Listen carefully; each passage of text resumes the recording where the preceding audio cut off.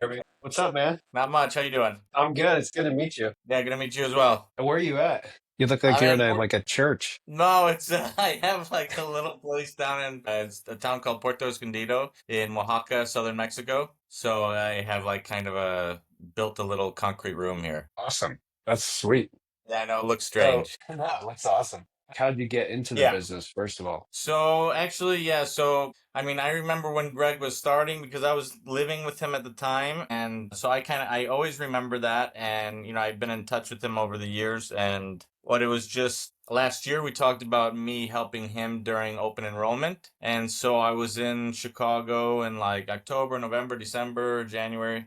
Kind of those that time, and I was working with him, just helping him as he was doing deals, and then just by sitting with him and yeah, just by sitting with him and observing him and seeing how he works, I realized, okay, yeah, this is something that I could do. I have a little bit of background in insurance, but it's probably not necessary. I was a claims adjuster for a few years. So at least I understand a bit of the industry. And then yeah, it was really just working with him that made me realize, yeah, okay, I enjoyed the aspect of at least how he does it. It's not like he's really cold calling, working off of leads. He's not pressuring people. It's like everybody's looking for help. So you're actually able to help people, and a lot of people through the process are very grateful for the help. And so it's Yeah, not like a scummy feeling sales type of job, which right. I imagine this type of work because I've thought about things like this over the years, but I imagine this type of sales as you're kind of on your own and reach out to friends and family and ask them to ask in networking, and of course that's involved as well, that can be involved as well, but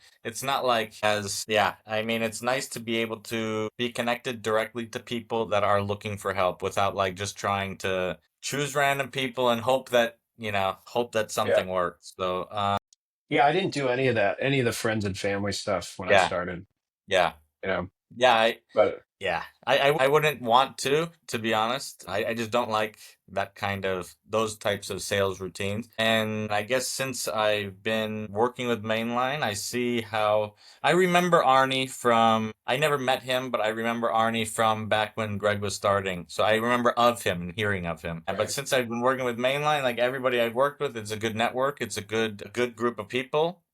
Um, yeah, so I don't know. It's just been Good. a pretty positive experience for me. It's been a great opportunity, to be honest. So I have a question for you. Like when you're working leads, like what do you think makes the biggest difference? Is it just like the initial, obviously you have to get a hold of them, but is it how many times you call them? Is it just when you do get a hold of them, how you convert them? Because a lot of agents will call the same leads as somebody like yourself and they'll say, "Oh, these leads suck," or "Oh, these Yeah. leads are great," you know. Yeah. I guess I kind of look at it as return on investment. You know that the most leads that you get, you're not going to get anything from them. It's just a bogus number. Somebody doesn't answer. Somebody's not interested. Somebody put their name out there or whatever. So I think having that understanding that you have to put money into it if you're going to go the route of working off of leads. And Yeah. to know that generally, at least the leads that we're working with, to expect that at least a small percentage of the people are going to answer. And then over time, if you look at how much you convert to versus how much you've paid, if that's a return on your investment, if it's a positive return on your investment, then it's worth continuing. And I think lucky for me, working with Greg and listening how he talks to people and everything, and also just getting my own way of doing things. But I'm not even pushing probably even close to as hard as I could. It's more like I don't want to be a bother to people, so I'm calling leads generally a couple times, and if they don't answer at the second time, I call people and I text them. And then they're getting also the automated emails and texts from the CRM. And so I've put it out there that I'm Yeah. interested in helping them. If they don't call me back in two times, I'm like, okay, I'm that's done.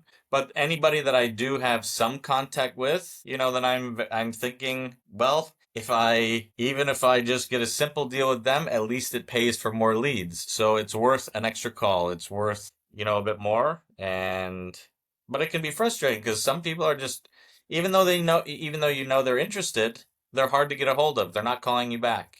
Every once in a while they'll like return a text message, and then I'm like, okay, well at least they're still there, and hang on Yeah, to them yeah, yeah. because if I'm Well, paying it's for leads, I interesting. want to get, yeah, because like the lower intent, the lead, right? Like if Yeah. you want to sell a sale really fast, the lead is going to be Yeah. lower intent. If you want these really Yeah. high intent leads, well, that takes time. I mean, you have to you Yeah. build up referral base, you get really good at Yeah. marketing, one Yeah. or the other. So I think people Yeah. just have to be realistic of where they're Yeah. at, right? Like Yeah. when I started, it was like either, cold calls, knocking on doors, or old leads, Yeah. right? And the old Yeah. leads, you just got to go through them. Yeah. But Yeah. man, it's never been easier to start, I think now, Yeah. because like obviously everybody there's a need, and then people, I don't want to say have to have insurance, but it there are more routes that they can go where it's affordable, Yeah. where if you look at 10, 15 years ago, it was tougher. I remember a guy said to me, he's like, "Oh, this is like you're selling snake oil." That's what he Yeah. said. And I said, Yeah. well, it's not selling snake oil, it's selling Yeah. protection. And I'm Sure. not selling anything. Yeah. I'm helping Yeah. people meet their needs. So Yeah. I think insurance can get a bad rap, like because Yeah. people like that guy, they have this preconceived notion of what they think somebody in an insurance career does, Yeah. right? Yeah. Well, even I But had that but look, opinion man, after work. Yeah. Sorry, good. no, continue what you were saying. I'm sorry. Even I had. Yeah, yeah, yeah, yeah. Well, I mean, you can work from Mexico now. You know, everything everything's virtual. It's awesome. Yeah. Yeah. Yep.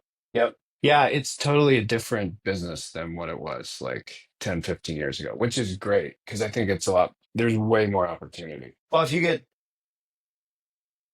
porched, right? Now you just call the next person instead of driving somewhere and standing on their porch, and they look at you through the window and you see them, they're in there and they're not answering the door. And you're like, I see you in the house. You know what I mean? So we don't have to deal with that stuff anymore. So, but those were interesting times. Yeah. Yeah. I mean, it's the relationship thing. I mean, there is a connection when you're in person with somebody. That is a little bit different. But I mean, I think the efficiency is the huge trade-off, right? You can still build connections with folks as well. So, and you've been doing this now 6 months. Okay, nice. What do you think the hardest part about getting started is? Yeah, you'll see most of what you're going to see once you have done 10 appointments, usually. Yeah. Do you feel like you had like a system in place when you kind of jumped in, or I mean, what are some things you feel like you need? You just need a laptop, an internet connection. Yeah, yeah. That's one of them. Yeah. Well, cool, man. I mean, I think the big thing is like people can define success for what it means for them, which is really great. And that's one thing I struggled with when I started training people. It's like you can't tell them what they should want. You know what I mean? Like it has to be what they want, and that's cool. Like if somebody wants to make 20 grand or $1 million, it's totally up to them, and both are fine.